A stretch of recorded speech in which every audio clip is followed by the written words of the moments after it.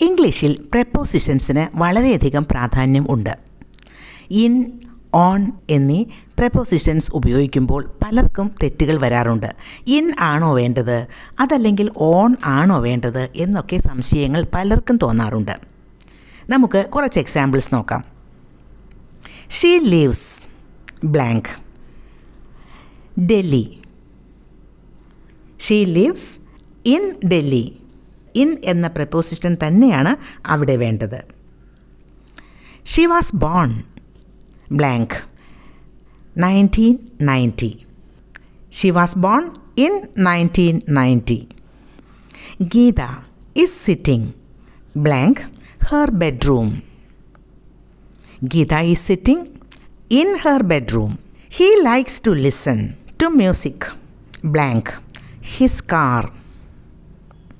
He likes to listen to music in his car. കാറിലിരുന്നു കൊണ്ട് music കേൾക്കാൻ അദ്ദേഹം ഇഷ്ടപ്പെടുന്നു. Jane hates being late. He is always blank time. Jane late ആവുന്നത് വളരെ വെറുക്കുന്നു. ലേറ്റ് ആവുക എന്ന ഒരു കാര്യം ജെയിൻ വളരെയധികം വെറുക്കുന്നു. He is always on time.